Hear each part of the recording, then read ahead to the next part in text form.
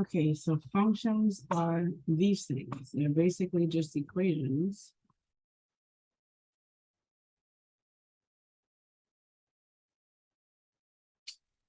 And you have to figure out what the answer is. Okay, there's function notation. We'll probably do that. Is the domain of a function, which is all of the x's, all of the input values. So in this function, the domain will be all the things that you can plug in for x. The range is the y, or the answer part. The output values. Oh my goodness, output values. It's all the answers you get after you plug in your x's. So say we have f of x, which is a function in terms of x. And f of x is this thing.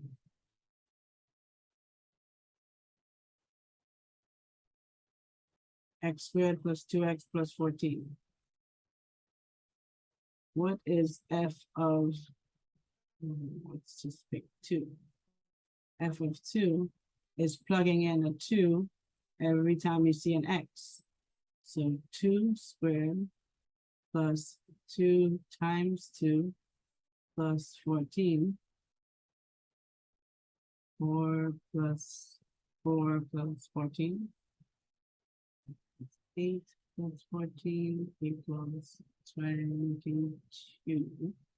So f of 2, that's kind of cool, equals 22.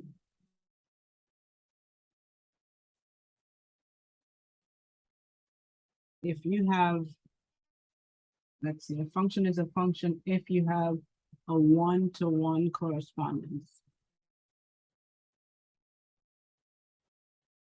That means every time you put in an x, you get only one answer for the y, not 2 answers, not 3 answers. Only one answer you get for the x. What kind of things could do that? Think of like actual real things. Like if I had a room of 20 people and I asked them, okay, when is your birthday? Maybe those 20 people would have all different birthdays. If they had all different birthdays, that would be a function for only those 20 people. And your domain would be person 1 to person 20. And your range would be January 1st down to 12/31. That would be a function. If you had 2 people with the same exact birthday in that 20 people, it's no longer a function because I have my x, maybe he's born February 20th. And this other person is also born February 20th. It's no longer a function because now I have 2 answers, the answer part, the y, 2 answers for the same answer for 2 different x's, inputs. That's not a function. What if you had people and their cars, whether or not they have a car? 100 people. You want to see if they have a car, yes or no?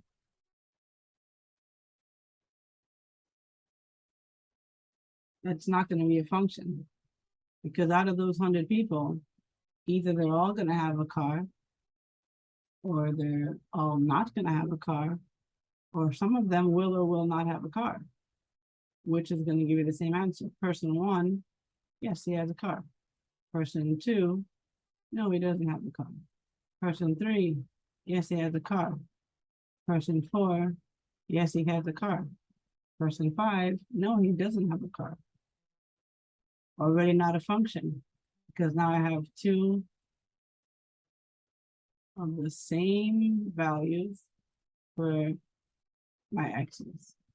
I have three of the same values for this thing. So it has to be one-to-one.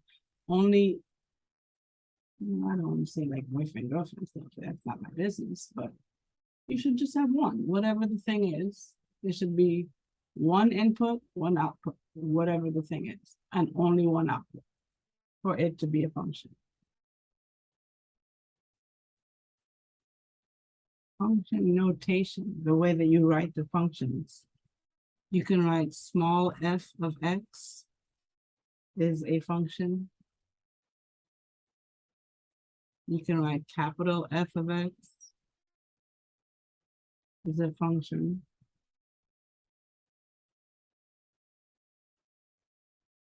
You can write g of x. It can be whatever letter you want, whatever you want to call your function. That's your function. You can call it whatever you want to, but this is the notation they use. Usually a letter, usually it starts with F. Like I told you, not that creative. Function starts with F. So I'll just start my function notation with F. Pretty easy, not that creative enough. It is what it is. Then the next letter, I think, yeah, next letter in English here. G, then they go to H. They don't really use I because, you know, I is special. He has his own thing going on. So usually these are the three letters they use for function notation.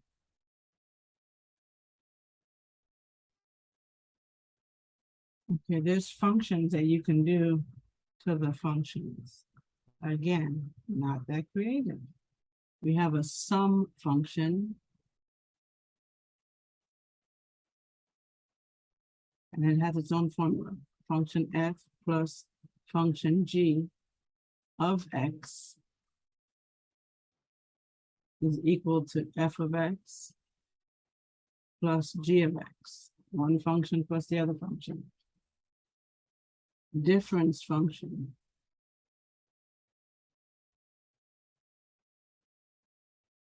You should know about these. It's not anything really to work with them. It's just the same thing as adding polynomials. Difference function is f minus g of x, which would be equal to f of x minus g of x. Product function.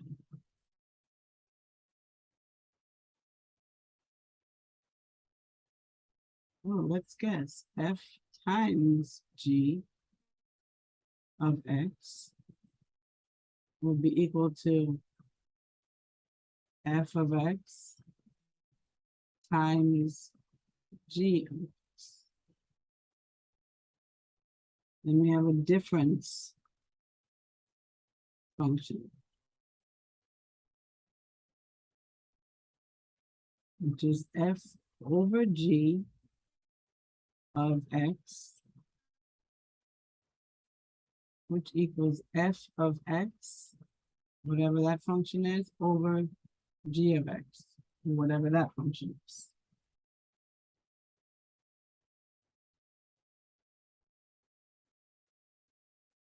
Then there's a thing that you'll use a lot in calculus, which involves using a certain quotient, like the function of f and their inputs, x plus h, result in a certain value of their differences. And it gives you like a little, I don't know, like an equation inside of an equation. The difference quotient, now that's important. That's different. So f of x plus h minus f of x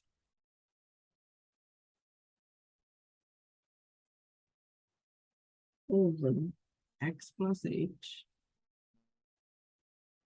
minus x.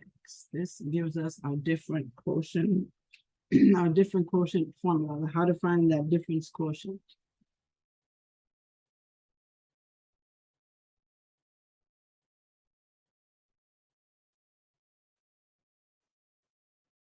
because this is just x plus h minus x, and then these cancel.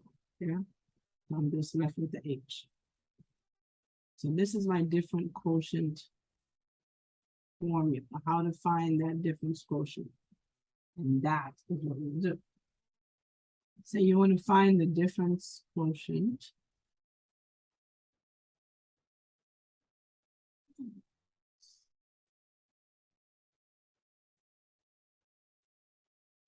My difference quotient of this, of f of x minus 3x plus 1. I'm going to rewrite it, adding that plus h part into my equation. So f of x plus h is this whole equation with x plus h in the part where I have the x.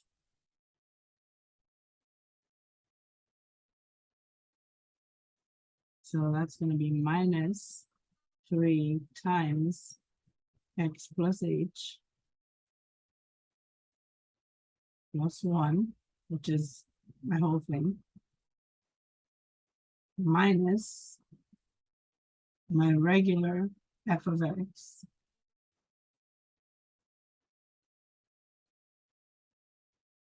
all over h. Now we just have to clean it up and see what our difference quotient is. So I have equals minus 3x, because I did this, and minus 3h plus 1. I'm going to distribute this negative sign throughout this, like a minus 1 times the whole thing. This negative sign there is now plus 3x. And this is now minus 1 all over h. Let's clean up the top a little bit. Minus 3x plus 3x cancel each other out. Let me put that in different color. Plus 1 minus 1 cancels each other out. Remember the different colors. So that leaves me with minus 3h over h. I'm going to cancel my h's because I have one on the top and the bottom. And my difference quotient is negative 3.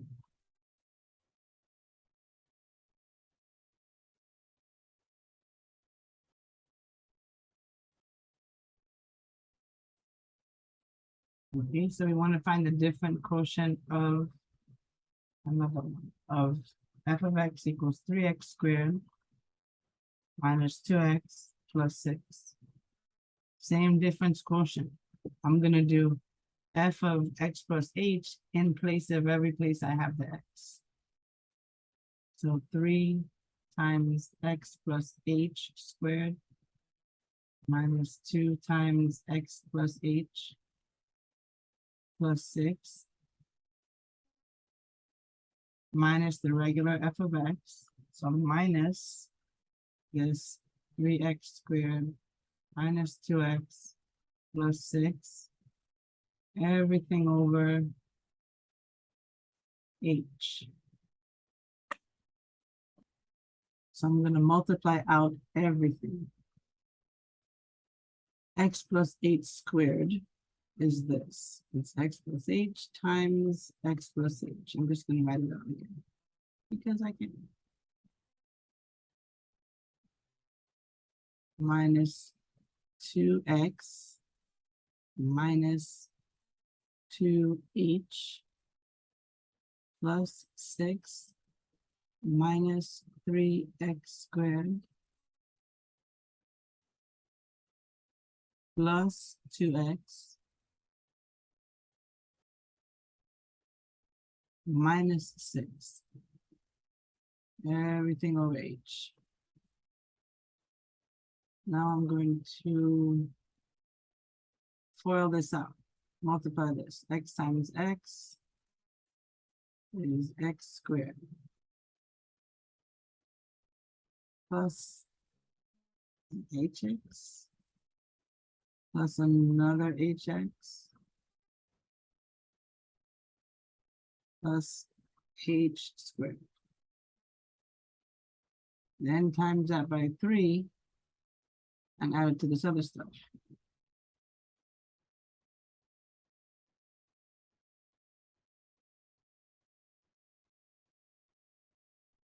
So now I have 3, okay, this is going to be 2hx. So now I have 3 times x squared, 3x squared.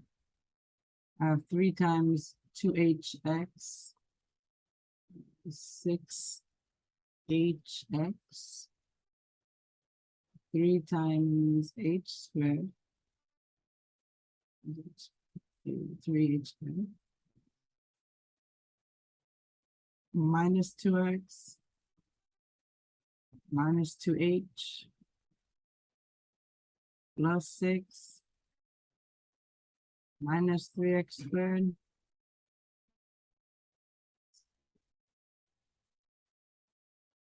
okay, plus, sorry, minus 3x squared plus 2x. This is a lot of stuff. Minus 6.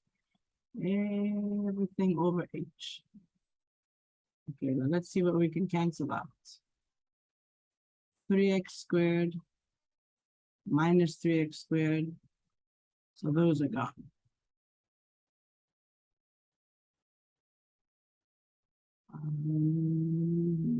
Minus 2x plus 2x. Cancel each other out, and those are gone.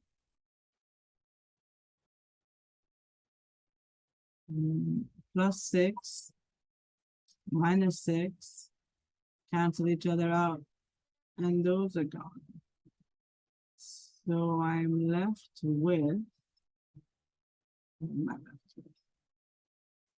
left with 6hx plus 3h squared minus 2h, everything over h.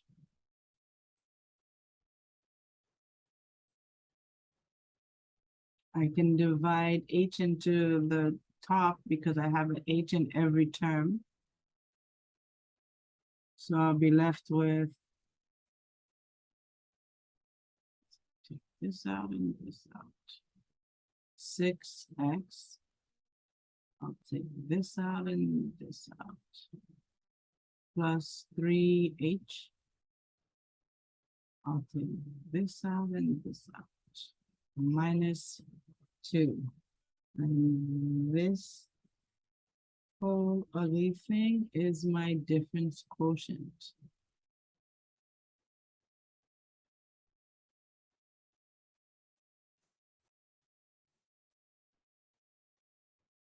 Okay, find the difference quotient of f of x equals 5x over x minus 4.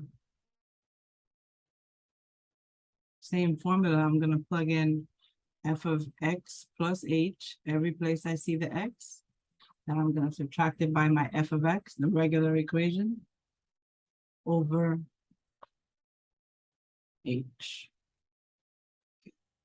Let's make space. It's going to be a big one. So I have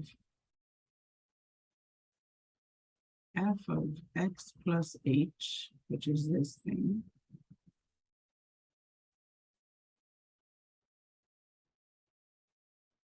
minus f of x, my regular equation with nothing special about it, nothing different. Everything over h.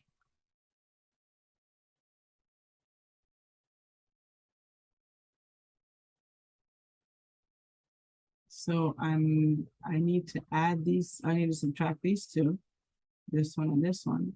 So I'm going to combine them and give them a new denominator, which will be this ugly thing times the regular x minus 4. I can't factor that mess anyway, so I'm just going to use the first one times the second one.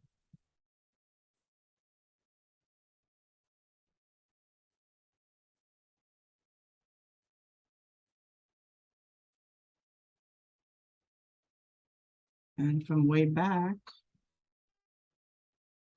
we take this is here already, so it's missing the x minus 4. I multiply the top by whatever I'm missing. So I have 5 times x plus h times what it's missing, the x minus 4 part. On the other side, I have x minus 4, x minus 4. He's missing this x plus h minus 4. So I have whatever I already had on top times what it's missing, the x plus h minus 4. Now I'm going to take my time, multiply this out. Let me check it so you can see it. I'm going to multiply this out minus multiplying this out and keep it over this bottom fraction part. Slowly and carefully. Okay, so the pink side we have x plus h times x minus 4. We have nothing but time, so we're just going to take our time. X times x, x squared. H times negative 4 minus 4h. X times h is xh. X times minus 4 is minus 4x. Timesing this by 5. Now I have 5x squared minus 20h plus 5hx minus 20x. Ooh. On the blue side, I have 5x times x plus h minus 4, which is, and it's minus, right? It's minus all of this stuff. Minus my 5x squared plus 5x, 5hx. Let me fix that. Hold on. Plus 5hx minus 20x.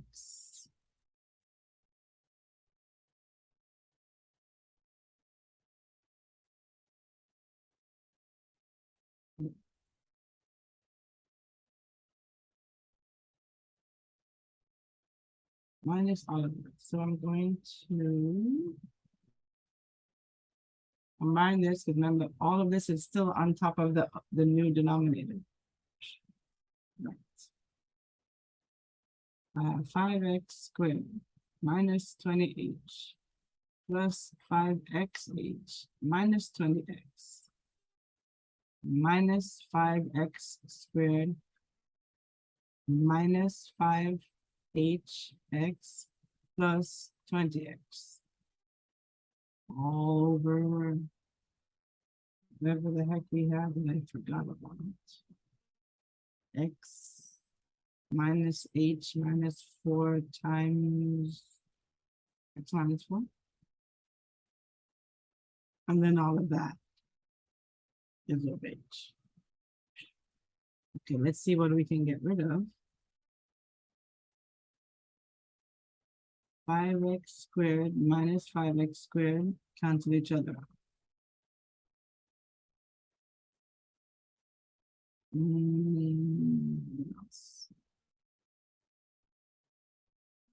minus 20x plus 20x. Cancel each other out. Is that it? No, there's something else.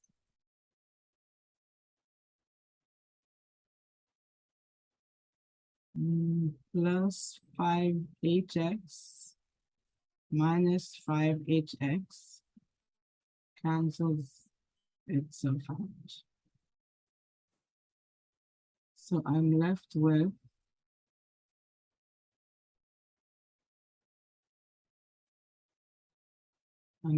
minus 20h over x minus h minus 4 times x minus 4, everything over h, and I can put h over 1. Because it's like I want to make sure that they have the same things. So divided h over 1 is really multiplying by 1 over h.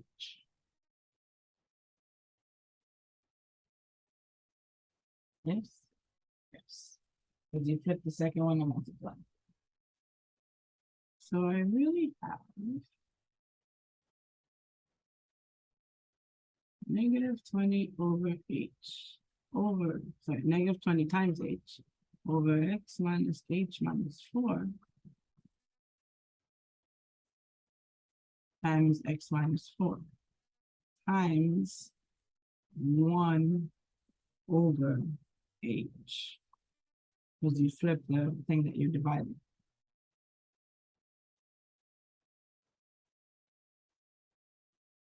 This equals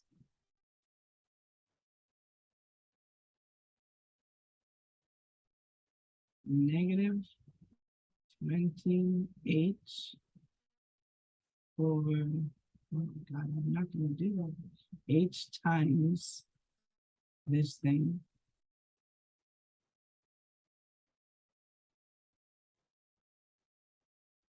And now this is what I have so far. I can simplify it a little bit, not a lot. But I have an h on the outside here, and I have an h here. So I'll cancel these out.